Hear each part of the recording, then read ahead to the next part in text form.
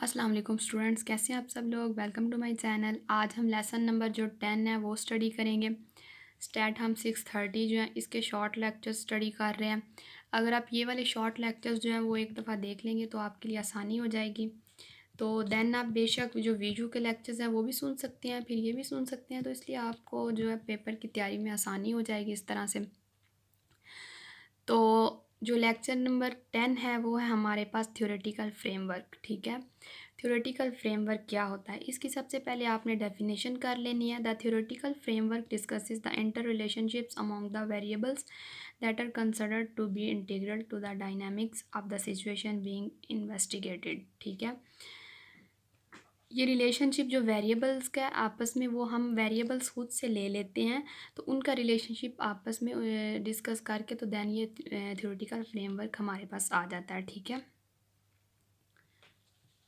आगे स्पेसिफिकली आ theoretical framework क्या करता है, elaborates the relationship among the variables. जो हम वेरिएबल्स लेते हैं ना, उनके दरमियान क्या रिलेशनशिप है ये हमें बताता है। ठीक है, फिर explain the logic underlying these relationships.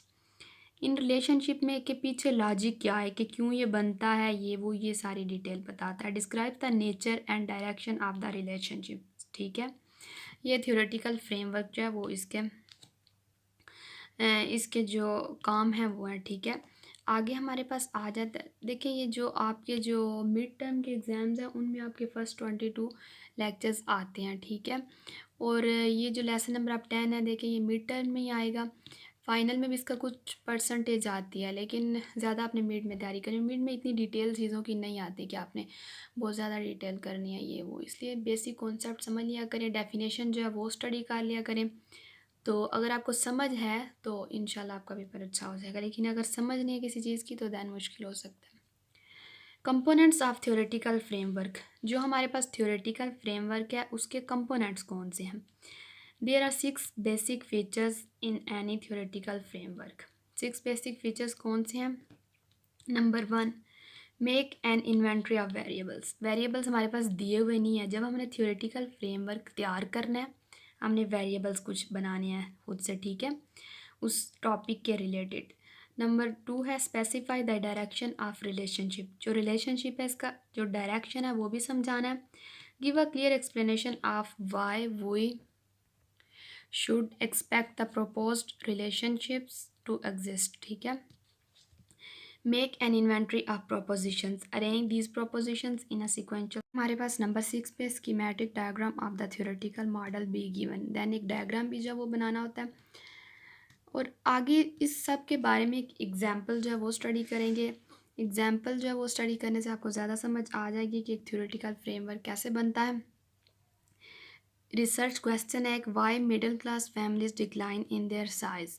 यानी जो मिडिल क्लास फैमिलीज़ हैं उनका साइज़ जो है वो कम क्यों होता है। ठीक है, यानी जैसे ही लोअर से मिडिल क्लास पे जाते हैं तो उनका साइज़ कम क्यों हो जाता है। ठीक है, तो इसमें यहाँ पे जो पहले स्टेप्स मैंने आपको सारे बताए थे उन्हीं को लेके हम एक थ्योरेटिकल फ्रेमवर्क बनाएंगे।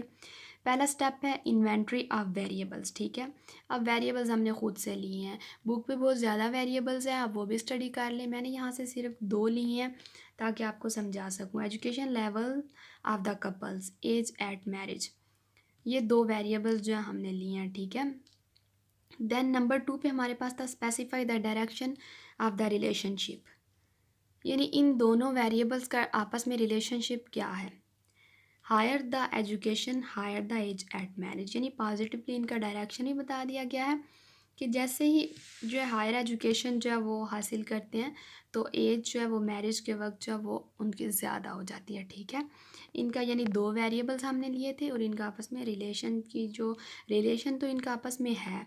देन हमने नंबर जो 2 है उसमें हमने डायरेक्शन ऑफ रिलेशनशिप भी मेंशन कर दिया। ठीक है, इसी तरह 3, 4, 5 स्टेप्स हैं आगे एंड वाला डायग्राम वाला, तो वो सारे आप जब कवर कर लेते हैं तो आपके पास एक थ्योरेटिकल फ्रेमवर्क बन जाता है। ठीक है, और ये वाले सारे स्टेप्स जो है मैंने आपको पहले बता दिए हैं। छोटा सा बिल्कुल लेसन है, इतना इसमें कोई ख़ास नहीं है। बेसिकली अगर आपको ये समझ आ जाती है एग्जाम्पल, तो आपको पीछे वो स्टेप्स हैं वो भी समझ आ जाएंगे, वो थोड़ा सा आप स्टडी कर लें तो इंशाल्लाह आपका कवर हो जाएगा।